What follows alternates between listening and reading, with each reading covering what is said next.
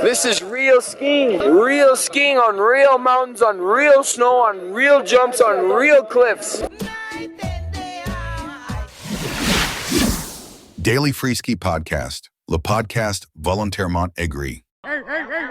Salut les aigris, Daily Free Ski Podcast, on est là avec toute l'équipe de Bras Cassés. On accueille pour cet épisode le plus pro des amateurs, le plus amateur des pros, celui qui a réussi à berner Tanner Hall, le néo-quarantenaire, l'ex-teammate de John Olson, celui qui était en Coupe du Monde mais aura mis 12 ans à avoir son monitorat, Snowblade for Life, monsieur Pierre Guyot. Salut Pierre. Salut les gars. Tu penses quoi de ce jingle? Est-ce que tu as les refs du jingle là, qu'on vient de passer là?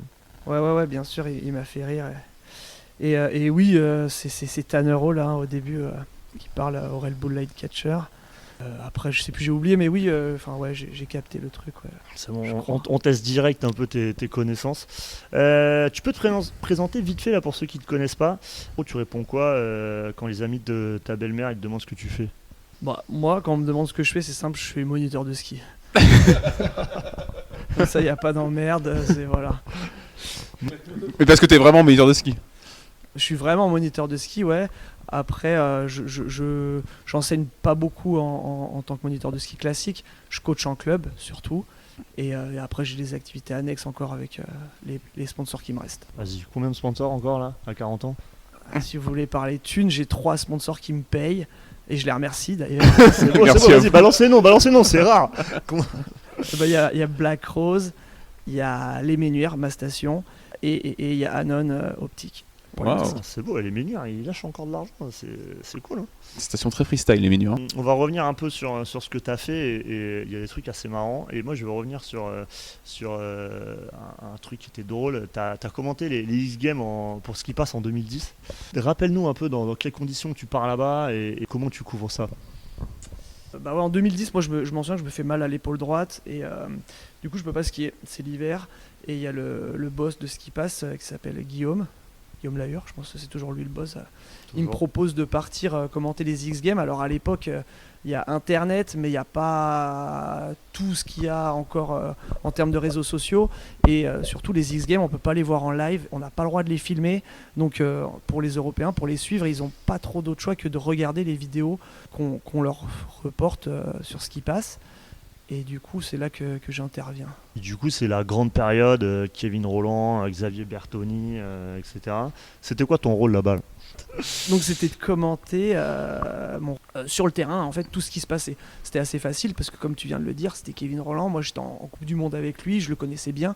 En 2010, c'est la première année où il gagne. Xavier vient de gagner l'année dernière, donc les gars sont outsiders et favoris en même temps. Il y a plein de choses qui se passent. C'est mes potes, leur coach, c'est mon ancien coach aussi. Du coup, en fait, on peut avoir toutes les réactions des gens en interne et c'était intéressant à voir quoi. T'avais bien traché un peu, enfin t'avais ton libre parler, ça avait bien fait marrer sur ce qui passe à l'époque. Et 10% du prize money dans la soirée, c'était la règle? Un peu plus? Ouais, franchement, moi pour être super pote avec Kevin, jamais trop compté tout ce qu'il payait, mais ouais il est paradin.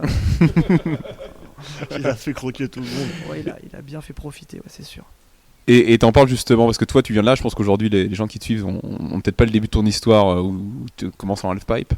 Enfin tu fais des coupes du monde de halfpipe. À l'époque moi je me rappelle la première rush que j'avais vue de toi, t'étais chez Ed. Je crois qu'il y avait un DVD qui avait fini dans un skieur mag ou un truc comme ça. Où t'es chez Ed à poser des tricks. Comment tu finis à faire du halfpipe début des années 2000 quoi? Comment et pourquoi? Bah moi c'est un peu simple, je faisais du roller quand j'étais plus jeune, je faisais de la rampe. Et puis j'étais à Briançon, donc vers Sercheux, et à Sercheux, très tôt, il y a eu un halfpipe. Du coup, des rollers, je suis passé au snowblade, et de la rampe en plastique, je suis allé à la rampe en neige. Et puis après, j'ai vite compris que le snowblade, c'était de la merde, mais ça m'a fallu quand même 1 an, une bonne saison. Et après, j'ai troqué les snowblades pour des skis, je me suis mis au halfpipe, j'ai bien aimé ça, j'ai fait des compètes, j'en ai gagné quelques-unes en France, et du coup, il y a eu un petit groupe France qui s'est créé parce que c'était aussi la FIS récupérait le halfpipe et voulait faire des Coupes du Monde et j'étais dans ces bons papiers là et puis je me suis retrouvé à faire les Coupes du Monde quoi. Snowblade, on revient un peu dessus, c'est quand même marrant. T'étais en team Snowblade chez Salomon, ça se passait comment? Ou t'étais tout seul avec tes Snowblades à aller faire du halfpipe en Snowblade? Parce qu'il y a eu un peu une hype à un moment, il y a même eu des épreuves au X-Games je crois en Snowblade. Ouais, c'est quelle année déjà? Ouais, 99-2000. je dirais, de mémoire. Il y a eu une Donc grosse... t'as 14-15 ans quoi. Ouais, 99, j'ai 15-16 ans. Aïe aïe aïe, plus d'excuses. Ouais, plus d'excuses. Mais ouais, non, mais c'est 99. Bref. Il y a une grosse hype autour du Snowblade. Pourquoi? Comment expliquer? C'est que Salomon, ils ont sorti ce machin, ils en ont vendu, mais à la pelle. Ils en vendaient, il y a tout le monde qui C'est achetait clair. ça coûtait rien. C'était Tout le malade. monde achetait ces merdes, donc du coup ils se sont dit, ouah, les gens adorent, il faut qu'on fasse des compètes, il faut qu'on fasse ça. C'est l'avenir. Mais au final, c'est aussi vite retombé que c'est parti ce truc. Donc ouais, il y a eu quelques X-Games de Snowblade, mais ça a pas fait long feu le machin. Romaresson, hein, il Ouais. gagne de Snowblade, je crois. Je crois qu'il fait un double front en Snowblade, ça te parle ou... Ouais, ça me parle. Ça, c'était les premiers. Si tu veux vraiment toute l'histoire, c'était à l'époque, il n'y avait pas de slopestyle, c'était du triple R, c'était 3 sauts qui s'enchaînaient. Donc, bon, bah, la gueule des sauts, c'était vraiment des. C'était des bleus de snowpark, hein, tu vois, 3 boss bleus de snowpark. Et puis, ouais, Romaresson, il a fait un double front. Après, il y a eu des. Enfin, tu vois, Polar faisait du Snowblade, Mike Nick aussi, qui est chez Line, enfin, qui était un gros skier Line, faisait du Snowblade. Il y avait quelques gars avec du style, et d'autres qui en avaient moins. Voilà. Et toi, t'es allé jusqu'où en Snowblade? Moi, je suis pas allé loin, hein. Je suis jamais rentré chez Salomon. Je m'en souviens, ça a été dur pour moi. J'ai eu le mec. L'échec du Non, carrière. mais écoute ça, j'avais 15-16 ans et il y a le gars de Salomon qui a appelé chez mes parents. C'est à l'époque on l'appelait sur un téléphone fixe. Donc le mec m'a appelé pour me dire ouais désolé on te prend pas dans le team. On prend putain je sais plus son prénom, un autre gars parce que sa sœur bossait chez Salomon. Et donc moi j'étais directement là, j'ai vu l'industrie, j'ai compris le business tout de suite. C'est Le genre, copinage. sorry mec, c'est pas ton niveau, c'est pas toi. Tu mais, lui as pété les genoux, gars, ou pas? Non, j'ai pas pété les genoux, mais voilà, moi j'ai dû payer mes Snowblades, comme tout le monde. Et t'y es allé au X-Games ou pas? Non, pas du tout. Moi j'ai gagné la qualif de la qualif des X-Games. Wow. vois, Gagné Pour faire la qualif de qualification qualif. des X-Games, soit t'étais invité, mais il y avait une petite porte d'entrée pour les gars. Donc moi j'ai gagné la qualif de la qualif des X-Games. C'est le top line du CV. Même si t'as jamais été retenu dans le team Salomon en Snowblade, t'as quand même réussi à faire un méga buzz en sortant le premier quad backflip de l'histoire. Vas-y, reviens là-dessus là, parce qu'on nous en a, quand on a posé les questions en story là, on est pas mal revenu là-dessus. Maintenant avec du recul là, je pense que ça faut que tu nous racontes. Moi c'était à l'événement de notre ami Kevin Roland, le Shreddit, il y avait un gros kick qui s'appelait l'élévateur. Et celui-là, il t'envoyait bien à la verticale. Et moi, je me suis dit, tiens, je vais faire un triple back. Et puis j'ai complètement raté. J'ai fait double back. J'ai posé sur le dos. Et le soir, je mets ça dans l'ordi. On est chez Julien Régnier. À la table, il y a Nicolas Vunier. Il y a Kevin Voilà. Guillermo. La liste des coupables. Ça y est, ça balance. Il y a Victor Galuchot. Je crois qu'il y a Fabien Mayerhofer aussi. Et bref, je regarde mes vidéos et je sais pas trop quoi faire avec ce beau crash en double back qui est sympa. Et c'est Julien qui passe derrière l'ordi qui dit démerde-toi, je veux voir un quadruple back. et moi, tu vois, un peu feignant, je le fais pas. Bah vas-y Nico, édite-moi-le. Du coup, j'ai passé l'ordi à Nico. Vunier, voilà. Donc Nico a fait tout l'édit. Moi, j'étais derrière, je disais non, là, ça va pas. Est-ce que tu peux modifier ça? Et quand on a été satisfait du résultat, on l'a posté. Puis il y a pas mal de gens qui ont gobé l'affaire, notamment Tannerall, tu vois, qui l'a partagé sur son Facebook. Et lui, il nous a boosté le truc. et on s'est bien marré, ouais. C'est ça, c'est 2 sauts différents, c'est 2 double backflips qui sont mixés. C'est pour ça que si tu mets vraiment image par image, tu vois derrière le background les gens qui changent de place, c'est plus les mêmes trucs. Ah, c'était sale, hein, mais bon, pour l'époque, ça suffisait pour berner tout le monde, quoi. T'as quand même fait champion de France halfpipe en 2003 et puis l'équipe de France de ski freestyle. Tu retiens quoi de ces années d'équipe de France de ski freestyle de compétiteurs. C'était une bonne période de ma vie, c'était cool, je suis content d'avoir fait ça. Je me dis avec le recul que si je m'étais un peu plus bougé le cul, j'aurais pu avoir de meilleurs résultats. Voilà, mais aucun regret, c'était top. Du bon temps, tu vois. Et pourquoi t'as pas fait de slopestyle à l'époque? Tu faisais que du pipe? Donc je faisais que du pipe en Coupe du Monde parce qu'il n'y avait pas de slop en FIS à l'époque. Ok. Mais à l'époque on faisait tout, tu vois. J'ai des vieux résultats où tu te marres, hein. J'ai dû faire, je sais plus, là, justement à cette qualif des X-Games, là, quand je gagne la qualif de la qualif des X-Games, je gagne en pipe, mais du coup je me qualifie pour tout l'événement et je peux tenter ma chance aussi pour me qualifier en slop. Et genre je fais peut-être 8 ou 10e, mais c'est l'année où Nelson il se qualifie, tu vois. Et donc il y avait vraiment des stars. Ouais. Et tu vois, je suis là au départ avec Dumont, avec Youn, avec tout le monde. Et puis bon, ils m'éclatent tous, mais bon, je suis juste derrière, tu vois, c'est cool. C'était qui tes teammates là en équipe de France sur cette période-là? Oh bah, on était un paquet, mais de connus entre guillemets. Il y avait Loïc Colombaton, tu vois, qui plus tard est devenu champion du monde de freeride. Il y avait bien sûr le bon Laurent Favre. Il y avait Mathias Wikstein, qui lui, bon, il est moins médiatique que les autres, mais il a eu quand même des bons résultats, Mathias. Puis il y avait un paquet de gars de la Clusa, Matt Bijasson, qui était aussi sur le Freeride World Tour. Gigi Coutet, hein, le fameux, hein. Lui aussi, il aurait des bonnes histoires. Des anecdotes. Enfin voilà, j'en oublie un paquet. Notamment Antoine Adélis, il a dénoncé le manque de moyens dans les structures. Est-ce que toi c'était la galère aussi pour toi, les déplacements, comment c'était organisé? C'était à l'arrache totale ou comment vous étiez? Parce que 2000, j'imagine qu'au début des années 2000, faire du halfpipe, c'était pas non plus la folie, quoi. Moi, à l'époque, donc tout était payé par les sponsors. C'est-à-dire que si tu voulais être en équipe de France, tu payais toi. C'était tes sponsors qui te payaient ton truc. Moi, j'avais pas de sponsor. Donc, avec Mathias, avant que Mathias rentre chez Rossignol, il n'avait pas de sponsor non plus. Nous, les stages, on campait au Diableret. On avait une tente. Les autres, ils étaient à l'hôtel. Nous, on campait. T'entends ça, le jeune bourgeois, aujourd'hui? Donc, pour s'entraîner, c'était la tente. Et voilà. Et c'était encore pire que maintenant. Mais c'était les débuts. Et puis moi, j'étais content. J'étais là. Il m'avait filé un forfait saison d'été au Diableret.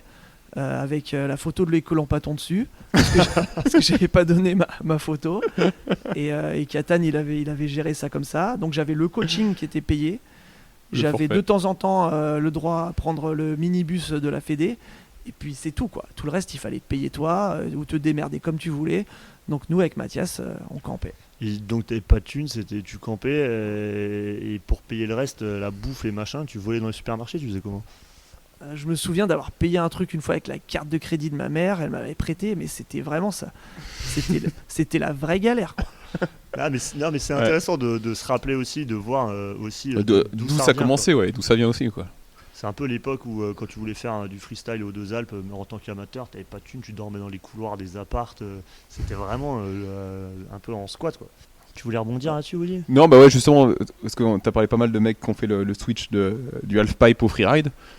Enfin, du Freeride World Tour plutôt. Et toi, c'est un truc que t'as jamais fait? Enfin, t'as jamais essayé d'aller sur le World Tour, t'as fait une carte freestyler, et puis après, maintenant, tu fais un peu plus de freeride, mais pourquoi jamais avoir essayé de tenter d'aller sur le Tour? Quand j'ai décidé d'arrêter le pipe, j'ai décidé d'arrêter les compètes, en fait. Et le World Tour, c'était pas aussi cool, ouais. Ouais, et aussi bien organisé que ce que c'est maintenant. Moi, j'ai pas été très attiré par ce truc, ça me semblait un peu compliqué et tu vois 2-3 ans après que j'ai arrêté, il y a mon compère Kevin Gury qui lui s'est mis à fond et ça a marché et je me suis dit ah ouais peut-être que j'aurais dû essayer, mais au final moi je me dis je avais souhaité arrêter les compètes pour faire de l'image et puis c'est ce que j'ai fait et je regrette pas, tu vois. Ouais, c'est parce que le tour était pas ce qu'il est aujourd'hui, c'est vrai que je me rappelle les années 2000, les 2010 c'était beaucoup moins cool, enfin c'était le freestyle qui tenait vachement le truc et c'était une autre génération qui faisait le Freeride World Tour, quoi. C'était plutôt les Sam Michaud et... Le Freeride World Tour, il n'était pas encore freestylisé, c'était encore des gros sauts de barre. T'avais Aurélien Ducrot qui avait gagné 17 fois l'extrême, c'était un petit peu redondant, quoi.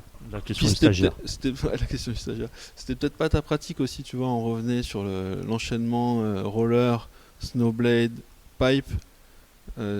C'était quand même ça ton histoire de Californien de l'Europe, quoi. Tu venais du sud avec les habitudes du roller et le pipe allait bien avec ça et le freeride c'est plutôt plus tard au menhir, quoi. Je pense que ça vient pour toi, non? Exactement, ouais. C'est vrai que moi j'ai appris le freeride en fait avec Victor Galuchot que j'ai rejoint en venant déménager au Menhir. Je suis devenu pote avec lui et c'est en le suivant que j'ai appris à faire de la puff et moi En fait, je repérais rien dans la montagne. Tout à l'heure, on parlait de comment tu repères. Moi, je repérais la trace de Victor et je suivais sa trace, mais sans réfléchir, quoi. Et pour rebondir sur ton truc, en 2010, il n'y a pas un tour de freeride, il y a 2 tours de freeride. Il y a le Freeride World Tour, qui était vachement moins important que celui qu'on connaît maintenant, qui était le tour européen, et tu avais le tour nord-américain, Nord-Am.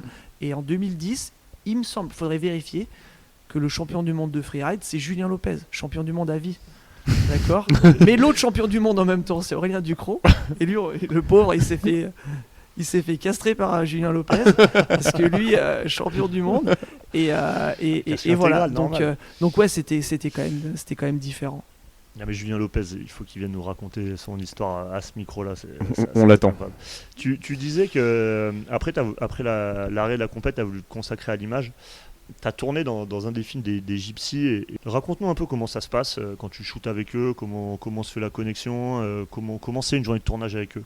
Alors ouais, moi quand j'ai arrêté la compétition, j'ai dit je voulais filmer, je voulais faire des belles images et c'est sûr que j'étais content de pouvoir m'associer avec Gypsy parce que pour moi c'était ce qui se faisait un peu de plus cool à l'époque, ils étaient vraiment encore freestyle et la connexion s'est fait simplement parce que j'étais avec Flo Bastien à l'école et voilà, avec Flo B on parlait et il m'a dit bah ouais, viens shooter avec tout, viens participer de temps en temps. C'était des Égyptiens, les gars. Ils mettaient des fois 2 jours à shaper un kick. Ils partaient en montagne, ils skiaient pas, et ils peletaient. Ils faisaient un kick, ils sautaient pas. Le lendemain, ils allaient en faire un autre. Et puis, ils attendaient que ça reneige. Ils attendaient la journée de beau temps, que le caméraman soit prêt. Et là, ils faisaient un kick, des fois 2, 3. Et c'était des bonnes missions, mais tu vois, je trouvais que leur projet, il valait vachement le coup. Et j'étais content d'avoir pu m'associer avec eux. Et voilà. Les questions, là, on a posé des questions à la commu d'Eli Frisky. Donc 10 questions qu'on va faire, on fait 5 et puis on en fera 5 après. Les questions de la commu d'Eli Frisky.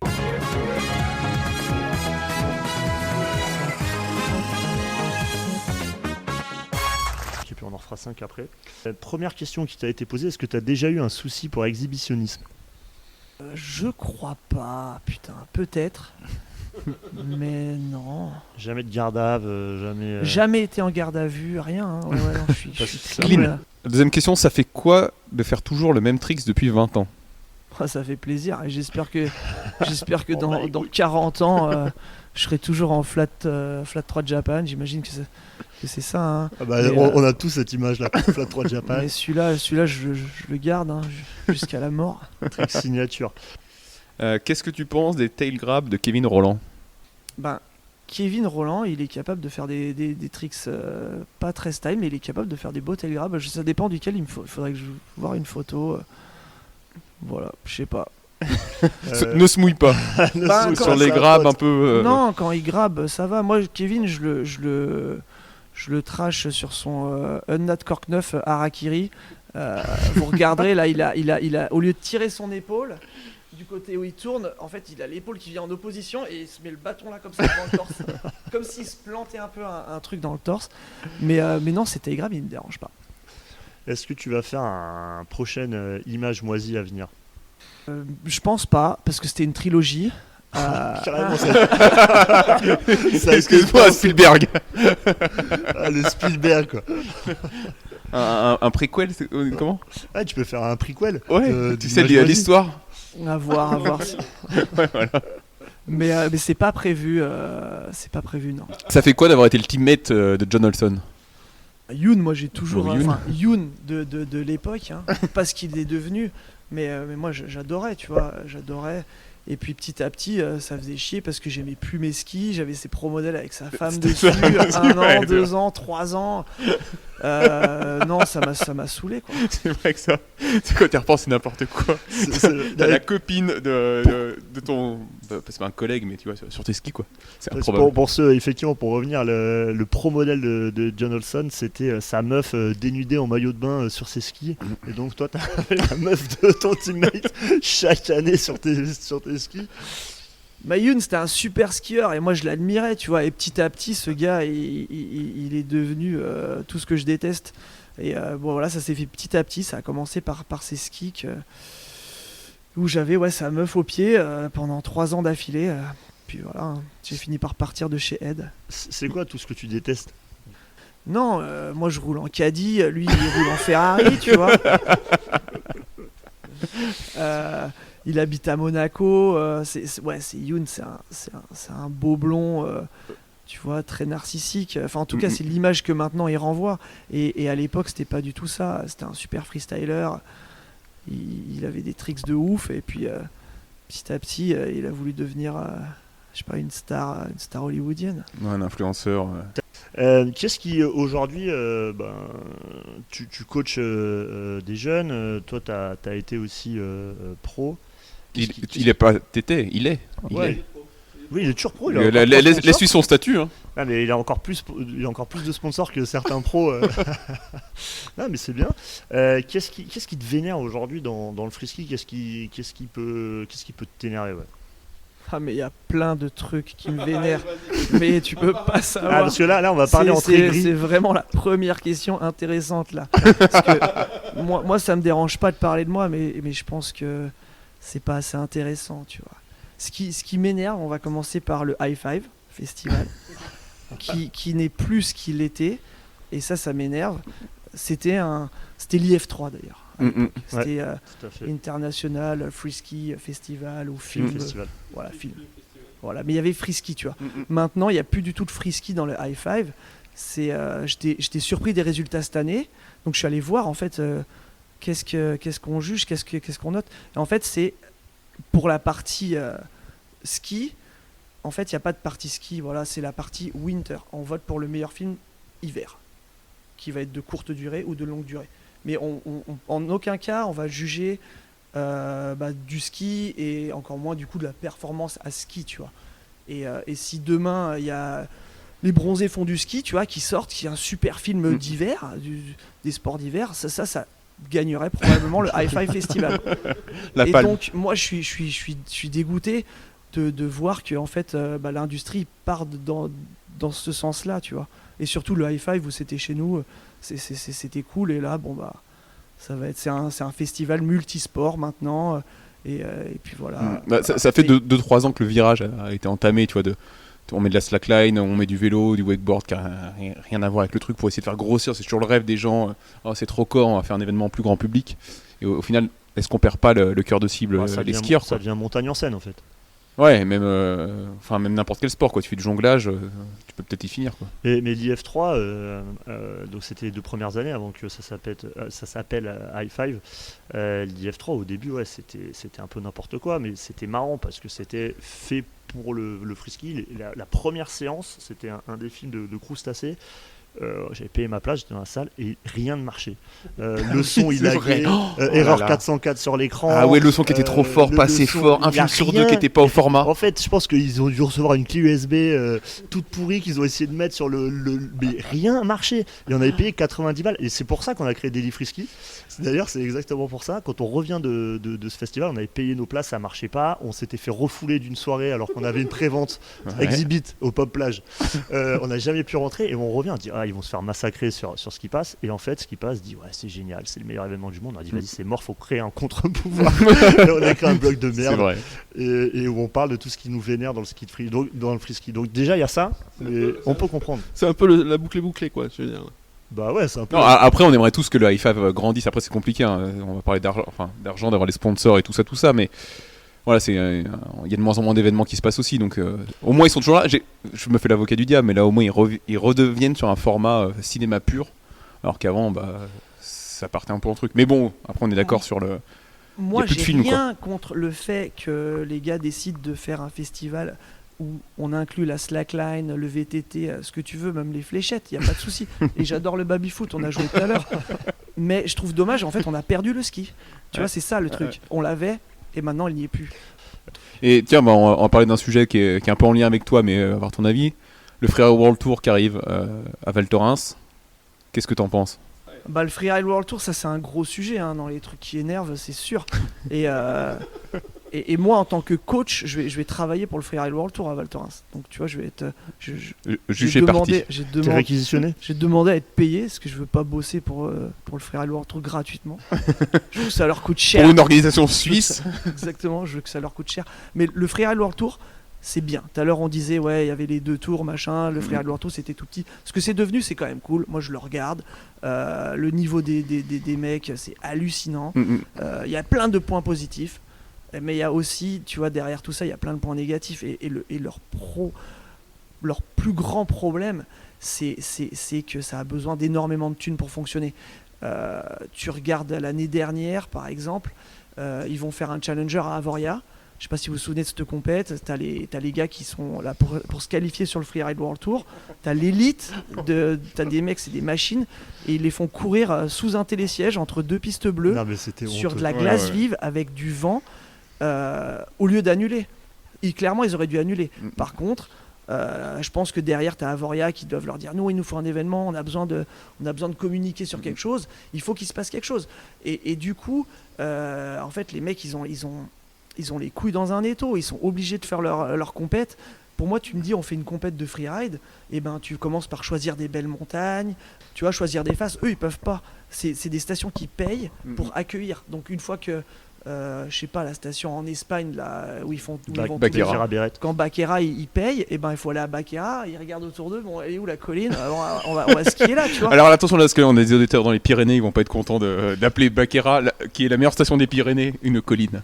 Non, mais c'est des discussions qu'on a aussi en off entre nous, où effectivement on se rend compte que plus ça avance, plus les faces elles sont aussi un peu réduites. Après, ça vient aussi de la discipline. Avant, c'était vraiment du gros big mountain, fallait dropper des cliffs de 40 mètres, ça backslappait, on s'en foutait. Maintenant, il faut trouver aussi des faces joueuses qui tricks, mais des fois, franchement, c'est quand même.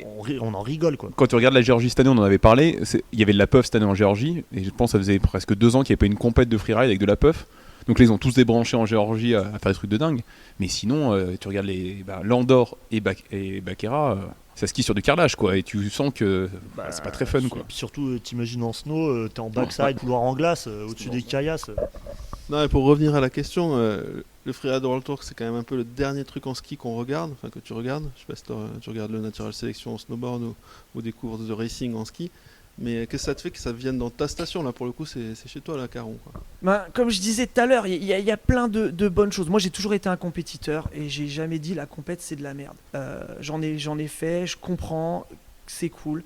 Le seul problème, c'est que ce Freeride World Tour, ils ont aussi un espèce de côté mafia où tu fais payer les gosses 200 balles pour qu'ils s'inscrivent à une compète 4 étoiles. Avant de pouvoir s'inscrire à une 4 étoiles, faut que t'aies fait des premières étoiles, des deuxièmes étoiles, des 4 étoiles. Faut que t'aies mis, enfin, pour se qualifier sur le World Tour, faut que t'aies une mallette de billets, tu vois. Et ça me dérange un peu, c'est ce côté business qu'ils ont, mais ils sont obligés de l'avoir parce que sinon ils coulent. Ils ont besoin de thunes, ça demande énormément de pognon d'organiser tout ça. Donc je sais pas, je vais te dire que je vais pas aller les brûler, moi, le Freeride World Tour, quand ils vont venir à Valto. Mais j'espère que ça va bien se passer, tu vois. Est-ce que Non, tu penses il y a que pas de raison. Valto, ils prennent la freeride pour un objectif JO 2030? On dit que potentiellement il pourrait y avoir le freeride au JO 2030. Est-ce que tu penses qu'ils y mettent un petit pion? Ah, c'est clairement ça. C'est clairement pour ça que enfin voilà, je sais pas si c'est secret, mais moi je te le dis, c'est vraiment parce qu'ils espèrent récupérer les JO. Putain, on a une exclue. Non, le Dauphiné l'a sorti il y a 6 mois, merde. Et du coup, toi qui es un peu dans l'opérationnel, du coup il sera sur la Simcaron, bon, ça c'est aussi assez officiel. Ils vont la fermer pendant quelques jours avant, comme ils font à Verbier. Tu vas mettre des filets, c'est toi qui vas dormir là-haut? Moi ouais. En épouvantail, tu seras. Je vais pas dormir là-haut, ce sera à la Simcaron, et ça peut-être côté Valto, peut-être côté Aurel aussi, ça dépend des années, parce que des fois, en tout cas l'hiver dernier, et c'est l'hiver dernier que les mecs sont venus checker, c'était beaucoup mieux les conditions côté Aurel. Donc n'y allez pas. Mais normalement, ouais, ça va être fermé aussi, je crois, enfin je sais plus, c'est Oscar qui me disait ça, Oscar Mandin, que ça allait être fermé un peu avant, et je lui disais mais ils ont beau fermer, moi j'irai quand même faire quelques traces. Mais c'est pas toi qui ferme, moi je pensais que c'est toi qui mettais les filets. C'est pas moi qui ferme. Enfin en tout cas si c'est moi qui ferme, je suis pas au courant. Il y aura un petit passage sur le côté. Comment tu vois, t'as fait de l'image, il y a encore des choses que tu regardes, qu'est-ce qui te motive aujourd'hui, est-ce que tu as des jeunes qui t'inspirent, parce qu'on ne veut pas tomber dans le truc des vieux cons, et sors-nous des noms un peu de jeunes qui te font un peu rêver. Ben moi oui, c'est sûr que moi je suis un gars qui consomme beaucoup des petites vidéos, tu vois, sur Instagram. Je regarde beaucoup ça, je regarde les slushs et j'adore. Ça permet de découvrir des nouveaux gars, des nouveaux noms. Je sais pas si je vais vous faire découvrir des gens, mais moi, ceux que je suis et ceux que j'aime, c'est, tu vois, Max Moffat, Mac Foren, après, tu vois, Burkrood, tous ces gars qui sont sur les compètes de slop et qui sont bons. Mais j'aime aussi mon collègue de chez Black Rose, Remco Kaiser. Super style, super gars. Et puis j'en parlais tout à l'heure, moi j'aime bien aussi ce petit qui est en équipe de France, qui est quand même vachement moins connu, c'est Ghislaine. Lui, Alex, il a un super style, et puis il est super sympa, c'est un bon jeune. Puis même avec les autres, tu vois, on peut les citer, Kaditan Goumis, Timothée Sivignon, et même Sven.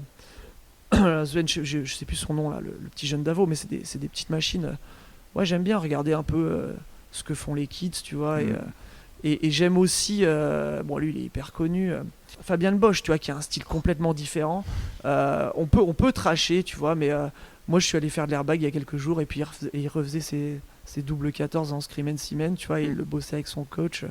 Puis il essayait de trouver une façon que ce soit un peu moins chum à la fin. C'est hyper dur, c'est hyper technique, et tu vois, il était là à s'obstiner là-dessus, et je respecte ça, c'est cool, tu vois. Il a le mérite de vouloir changer. Et puis aussi, on va quand même citer Matej Spencer, quand même. C'est ce qu'il faisait, ce qu'il a fait pour le ski, et j'espère qu'il va continuer. C'est juste énorme. Et aujourd'hui, parce qu'il n'y a plus les tournées, tu sais, on va parler un peu aux anciens, mais les SFR Freestyle Tour, avant que c'était le Bouygues Télécom et tout ça. Donc en fait, il n'y a plus ces tournées freestyle. Donc aujourd'hui, regarder les Coupes du Monde de la FIS, je pense qu'il n'y a pas grand monde qui la regarde. Et c'est un peu dommage qu'on a perdu, je trouve, un peu ce lien. Alors c'est Instagram qui a pris le truc, mais la nouvelle génération, pure freestyle, à part sur Instagram, c'est dur de la suivre, quoi. Ouais, de toute façon, le freestyle est en train de mourir, hein. Si vous parlez de la bonne époque, la bonne époque, je sais pas si c'était la bonne époque, mais en tout cas à l'époque, il y a 15 ans, la mode c'était de s'acheter des skis de freestyle, et tout le monde achetait des skis de freestyle et allait au parc essayer de faire une boxe et s'éclater le cul là-dessus. C'était cool, et c'était ça qu'il fallait faire. Maintenant, le freestyle il est clairement en perte de vitesse. Les gens ils veulent aller faire de la rando, et c'est ça qui est à la mode. Donc oui, il y a de moins en moins de pratiquants en freestyle, il y a de moins en moins d'engouement, et pour les kids, c'est plus dur de se motiver, mais voilà, il y a plus de clubs d'un autre côté, et puis il reste quelques compètes. C'est les Coupes de France organisées par Gilles Tessier, l'ancien d'Albertville, mais voilà, c'est... Les jeunes que tu coaches là, ils rêvent de quoi? Qu'est-ce qui les motive? C'est quoi leur rêve dans le freestyle? Parce que comme tu as dit, ça s'essouffle un peu. Quand tu discutes avec eux, c'est quoi qui les motive à fond? Eux, ils regardent quoi? Qu'est-ce qui les chauffe? Ouais, ils regardent les slushs sur YouTube, ils regardent les bons riders sur Instagram, ils regardent ça, c'est ça qui les motive. Mais d'un côté, ça les motive, et d'un autre côté, ça les dégoûte, parce que tu vois, techniquement, maintenant, si tu veux être fort en freestyle et t'en sortir, il faut sortir des grosses merguez, et le petit de 10 ans qui va regarder des triple cork 18, ou tu vois, l'année dernière, c'est Troy Pod qui gagne le Big Air aux X Games, il fait un triple cork 21, il fait cork 7, mais en un seul saut, tu vois. Et t'es là, tu te dis, ouah, même un spécialiste, il va regarder le saut, et t'es là, attends, il a fait quoi et tout. Voilà, c'est devenu quelque chose de très compliqué, et d'un côté, donc ouais, ça les fait rêver, mais voilà, ça peut aussi les dégoûter, quoi. Donc moi, quand je les coach, j'aime bien aussi juste leur parler plaisir, kiff, et puis voilà, des fois ça suffit aussi. Et tu parlais, deux questions en une, mais qui se rejoignent, parce que tu parlais de faire de l'airbag. Enfin, tu as 40 ans et tu fais de l'airbag. J'aimerais bien savoir comment ça se passe, et comment, du coup, tu parlais des jeunes qui doivent apprendre à faire 3 cork 7 sur le même saut, là. Ça aussi, ça a pas mal changé ces 10 dernières années, de pouvoir aller, je sais pas où tu vas, mais pas loin de chez toi, et de te mettre des cork 7 tout l'après-midi, quoi. Ouais, l'airbag, c'est un super outil, hein, pour apprendre. Moi, je l'utilise, comme tu dis, à 40 ans, pour garder mon niveau, tu vois, pour éviter de régresser que pour apprendre, et pour éviter de m'éclater aussi. Tu vois, la première session d'airbag, je suis allé, mais si j'avais fait ça sur la neige, je serais mort, hein. J'avais perdu tous mes repères, 6 mois sans ski, J'étais là, ouah, mais laisse tomber, j'arrête. Et puis au bout de la 2 ou 3e session, là tu retrouves tes sensations, ça va mieux. Et au moins ça va me permettre d'attaquer l'hiver, tu vois, plus sereinement et plus près. Et pour les kids, c'est cool parce que toi tu peux les coacher, tu peux leur demander d'essayer tout ce que tu veux sans risque. Et du coup, bah ouais, t'accélères vraiment la progression, quoi. Par rapport à nous, où, avant d'essayer quelque chose, il fallait être prêt à s'éclater, quoi. Maintenant, en tant que coach, moi je sais que si je demande à un gamin d'essayer un nouveau tricks, il est moins nouveau que ce que ça l'était pour moi, parce que le gamin, il va l'avoir fait en trempeau, il va l'avoir fait à l'airbag, et quand je vais sentir qu'il est prêt, on va le faire sur la neige. Et du coup, il y a beaucoup moins de risques. Dans les trucs qui t'agacent là, ces dernières années, il y a une nouvelle tendance, le ski éthique, on va dire, partir en vélo électrique, monter, tu pars, tu fais 40 bandes de vélo avant d'attaquer, mettre les pots pour faire une peau face. Est-ce que ça t'arrive à suivre ou c'est un truc qui te saoule parce que il y a des potes à toi qui le font. Comment tu vois ça? C'est de la merde. Voilà. Ouais, moi j'aime pas ça. J'ai fait un peu avec Victor à l'époque, mais on allait en moto, tu vois. Je trouvais ça vachement plus humble. Mais non, moi j'ai jamais fait ça. C'est pas mon délire. Victor, c'est mon pote. Et il fait ce qu'il veut. Il m'accompagne pas au snowpark. Et moi je l'accompagne pas. Des fois je l'accompagne si tu vois Victor pour faire ce genre de truc. Mais pas en vélo. J'ai jamais fait de vélo, rando, machin. Moi, de toute façon, j'ai pas la condition physique pour, même si je m'entraîne, je reste une bite en rando. Et voilà, moi, je veux skier pour skier. Et s'il y a plus de neige, je fais que du vélo. Et puis, je fais pas du bricolage comme ça. Moi, je trouve ça cool, tu vois, les derniers, parce que t'as toujours l'impression qu'il faut suivre la tendance. En ce moment, c'est la tendance de je fais de la rando à côté de chez moi, c'est cool. Et je fais du storytelling. Et en fait, on a quand même plein qui s'en branlent et qui veulent juste du ski porn et de l'action, quoi. On n'est pas obligé d'être dans un seul schéma. Question de la commu. Ouais. Les questions de la commu Daily Freeski.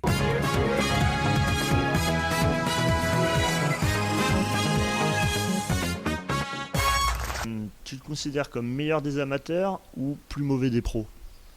Ah, moi, le plus mauvais des pros. On reste sur les basiques. Je sais pas s'il y en avait une à l'époque, mais est-ce que tu as encore ta tenue de l'équipe de France? Il y en avait pas, et il y en a pas eu. Hein. Tu vois, si tu regardes les JO et tout, petite, je peux me permettre de le dire parce que maintenant Kevin Rolland n'est plus chez Moncler, mais quand il était chez Moncler, il avait juste une veste Moncler au JO et un pantalon 686 qui s'était acheté, tu vois, un pantalon noir. Donc même au dernier JO et tout, non, il n'y a pas de tenue Attends, en freestyle. parce que là, quand on voit en JO 2024, là, tous les athlètes, ils ont fait du unboxing à sortir leurs 1000 maillots équipe de France, etc. Kevin Rolland au JO, il a rien. En fait, c'est leur marque en fait, dans l'action. Enfin, il faut différencier la cérémonie, où là, tu es habillé par Lacoste. Ah oui, c'était ça. Okay. Et dans le ski freestyle, ils ont le droit, ou le manque d'argent, d'avoir leur propre sponsor. Donc, Adélis, avec Pitcher, il avait fait une tenue. Ouais, mais ce qui fait qu'il n'y a pas d'unité. Tu vois, Adélis, il aura une tenue qui n'est pas la même que Kevin. Tout à fait. Il leur demande d'avoir un peu les couleurs du pays. Mais tu vois, Kevin, il a voulu un fut noir, il a mis un fut noir, une veste rouge. Puis voilà, ça passe. Pour moi, on s'en fout de ça, quoi. C'est pas grave. Hein.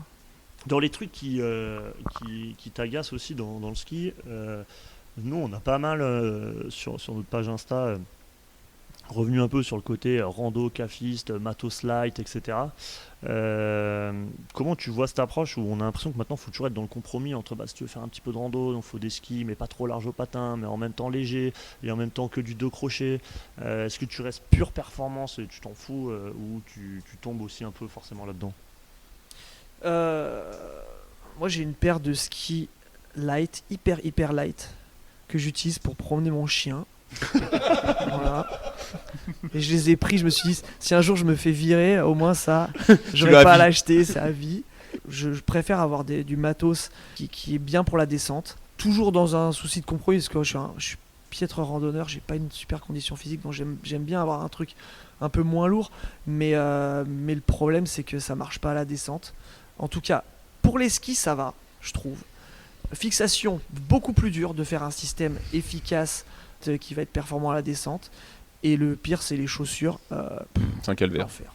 Donc, moi, j'ai système cast et les chaussures de ski. Les vrais puristes, quoi. Ouais. Allez, rentre dans le matos, On est reparti. Allez, Pécos. Alors, on parle matos. Hein.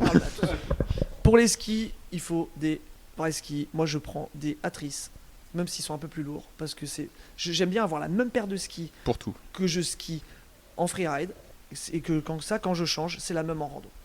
Donc ça, c'est Atrice 184, ils sont un peu plus lourds. Atrice, c'est des skis, pas de rando, des skis freeride. Les fixes, je mets des fixes à insert, et c'est clairement beaucoup moins bien que des fixations classiques.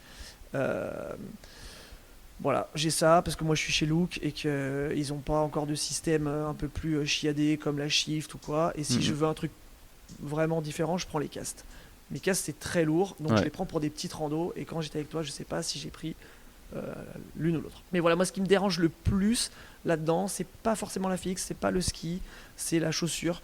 Moi j'aimerais une chaussure de freeride avec des inserts. Et ça, en fait, les marques, elles ont du mal à comprendre qu'une chaussure de freeride, ça doit être rigide. Même si je pèse 62 kg, moi je veux du 130 de flex. Alors j'imagine un gars de 80 plombes, il faudrait un truc qui existe, ça n'existerait pas en fait, la chaussure qu'il faut.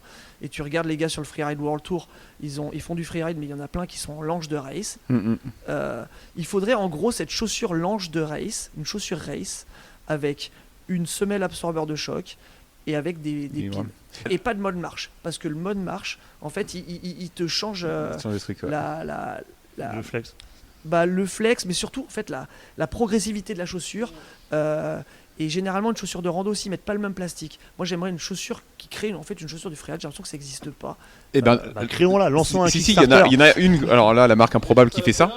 Non. Il y a Fischer qui sort donc leur modèle race, c'est la RC4, RCS. Donc chaussure de race, avec des inserts. Pas débrayables, donc je pense qu'ils vont en vendre 50 dans le monde, mais c'est la race, un insert en fait. Ils la sortent l'année prochaine chez Fischer. Et il y a une tendance, je crois qu'il y a Technica qui bosse aussi là-dessus, pour une 4 crochets à insert, pas débrayable. Technica, elles ont quand même des chaussures de freeride à insert qui tiennent. Oui, mais c'est débrayable, ça se débraye, ça. la cochise. Et attends, question de snowboarder, toi tu payes tes chaussures ou Je suis chez Lange, moi. Toi, t'es chez Lange, donc tu prends les Langes quoi. Tu vas pas acheter une paire de chaussures, je sais pas combien ils vont vendre ça, Fischer, 700 balles. Ouais, puis surtout, ça se trouve, ils vont la vendre qu'aux US parce que c'est quand même un truc pour aller avec des castes ou une moi, niche. Moi, j'ai une autre façon de faire, de penser que vous. C'est, je me dis, toutes les marques ici fabriquent des chaussures de freeride. Elles en ont toutes. Et les chaussures de freeride, ça va être c'est une chaussure d'alpin avec une semelle Vibram dessous. En gros. C'est ça, avec une autre couleur. Ils ont juste à ajouter des pins en plus, tu vois. Alors, ça a un coût. Mais si demain, c'est comme dans les voitures, avant, il n'y avait pas l'option régulateur de vitesse. Maintenant, elles l'ont toutes, tu vois. Pourquoi ils ne mettent pas cette option-là en plus dans leurs chaussures ? Pour moi, ça réglerait pas mal le problème. Et au lieu de se dire, mais est-ce qu'on va en vendre ? Faut le créer, le besoin. Et tu vois, et après, les mecs, ils en auront besoin. Après, il y a des bootfitters qui le font, là. Chez Saul à Cham, ils te mettent des inserts sur ta godasse de off. Donc, tu peux venir avec ta Lange 140 et ils te des inserts. Voilà. Et pour info, j'ai essayé moi de bricoler ici là, au studio des chaussures insérer des inserts et du coup elles sont à la poubelle maintenant. Ouais non c'est galère. Je les ai défoncées. Le faites pas chez vous, vous allez flinguer votre paire de chaussures. Donc en fait t'es vraiment pas, mais moi je te rejoins là-dessus. Hein. J'ai aussi acheté une paire de 88 carbone que j'ai jamais utilisé de l'hiver. Là je pense que ça va être le deuxième hiver qu'ils n'auront pas touché la neige. Et des gens qui disent je sens pas la différence. Je crois qu'il y a rien qui m'énerve plus que ça. Tu vois un mec, et d'ailleurs on a fait pas mal d'articles au Daily Frisky sur ça, viennent avec des chaussures à 1 kg, ils disent je vois pas la diff. Ou des chaussures très légères, je vois pas la diff. Et j'ai même des potes qui skient en bois maintenant, ils se reconnaîtront pas mal à Grenoble, et qui disent je vois pas la diff, et limite je les préfère parce que mais c'est pas possible tu vois, de pas sentir la diff. Et pourtant je suis pas un extrémiste du plastique quoi. On va en revenir aux chaussures. Mais moi, une année, je sais pas pourquoi, Lange, ils m'ont dit viens à côté de Milan, à côté de Venise là-bas, dans leurs usines. Visiter l'usine avec Richard Permin. Sophie le chasseur, je sais plus qui, et donc on a rencontré le big boss de Lange, on a fait le tour et tout, et à la fin ils étaient là, est-ce que vous avez des requêtes pour les chaussures? Oui, les chaussures, il faut qu'elles soient noires. Première requête. Alors non, monsieur Lange c'est bleu. Hein. Bleu et orange fluo. Et eux ils veulent les faire de couleur parce que ça se vend plus. Les gens, voilà, donc les pimpins, s'il y a des auditeurs qui aiment les chaussures de couleur, vous êtes des enfoirés, c'est à cause de vous qu'ils les font en couleur. Donc voilà, chaussures noires. Et moi je leur ai parlé d'insérer des inserts mettre des inserts dans toutes les chaussures de freeride, de créer la chaussure de Là, c'est freeride. combat. Et le mec m'a dit, donc nous, si on veut changer de chaussures, mettre ça dans une chaussure de ski, il faut qu'on change tous nos moules, créer un nouveau moule pour un nouveau modèle de chaussures, c'est 1 million d'euros. Donc il y a un investissement derrière qui est quand même assez important. Et les mecs ils veulent pas parce que là c'est là où je voulais te rejoindre, c'est qu'il y a un paquet de gens qui voient pas la diff que nous on voit entre une chaussure de rando et une bonne chaussure de freeride. Eux ils sont là mais c'est très bien, c'est nickel et tout, alors que c'est Non, pareil et que c'est pas bien. et que c'est de la merde. Mais voilà. Quand tu vois les mecs qui font de l'alpi, quand ils descendent la Pyramide, tu comprends que c'est pas du tout la même chose. Les mecs ils sont au carbone, alors c'est encore un autre sujet, mais ça veut dire que tu trouves un compromis entre des vraies chaussures de freeride et des chaussures d'alpin et de rando, et donc tu trouves un truc un peu merdique. Mais c'est comme quand tu skis des skis hyper légers, là, ceux que t'as gardé pour sortir ton chien là. Moi je les sors 3 fois dans l'hiver, je sais pas les skier en fait. C'est horrible. Je peux poser la dernière question du stagiaire.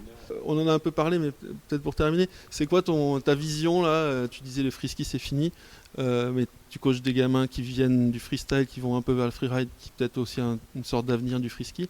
C'est quoi ta vision du futur là, des 5-10 prochaines années, les gamins que tu vois là qui ont entre 10 et 15 ans, ce qu'ils vont devenir et ce qu'ils vont faire comme ski? Moi je pense que le freestyle c'est fini parce que le niveau est très élevé. Si tu veux, ça va être de plus en plus, et ça l'est déjà réservé à une élite. Il faut être dans une station, pour devenir fort, il faut être dans une station où tu as un bon snowpark, donc qui est une station qui a investi dans des préformentaires, qui dès le début de la saison va faire un snowpark avec des grosses bosses, pour que les jeunes ils puissent progresser. Il faut que le gamin aussi soit dans un club pour être trimballé à droite à gauche, justement faire de l'airbag, pouvoir s'entraîner tu vois, toute l'année. Une fois qu'il devient bon, il faut qu'il ait des sponsors qui le payent afin de skier. Maintenant, si tu veux faire du parc à l'automne à Sassoué, c'est payant. Le snowpark, c'est la prime. Donc, tu as les athlètes Red Bull qui peuvent se le payer, puis tu as les autres qui se saignent. Et voilà. Donc, c'est un gros investissement. Il faut être bon, il faut avoir des thunes. Ça va devenir de plus en plus compliqué de percer en freestyle parce que aussi le niveau il augmente de ouf. Donc, il n'y a que des choses qui font que ça va être dur de réussir là-dedans.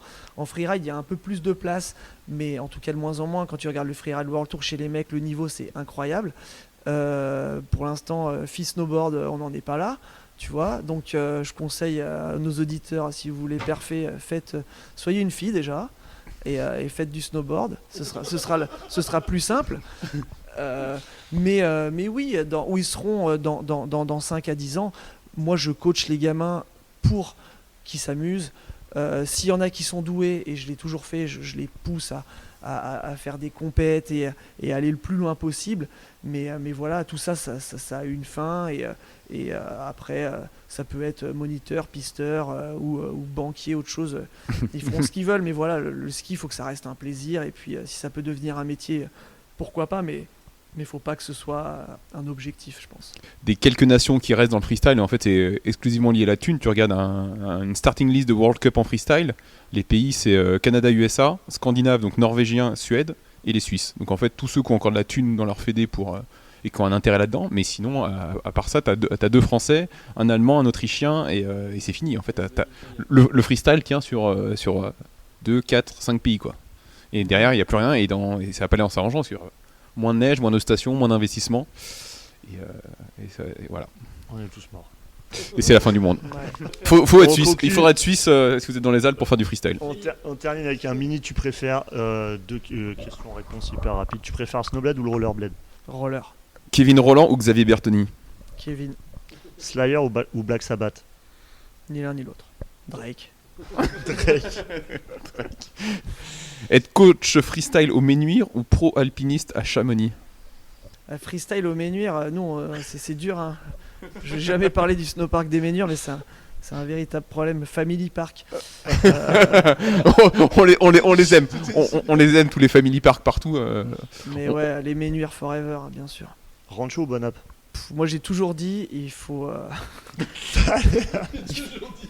regarder ce qu'on aime. Et pas regarder ce qu'on n'aime pas. Le dernier, Simcaron ou Pointe de la Masse? La masse, les Ménuires forever. Bon, merci Pierre. On se retrouve pour un prochain épisode très bientôt. Tu veux conclure, oui? Non, j'ai aucune idée de conclusion. Allez, Donc, c'est parti. merci, On au revoir. conclut pas. Merci, ciao. Bye. Merci d'avoir écouté Daily Freeski Podcast. Pas la peine de te faire chier à mettre des notes, ni t'abonner à notre compte Insta. Va manger tes morts. Génial! Je te remercie! Oh, t'es vraiment un sale petit con, hein! Putain, mais c'est dingue!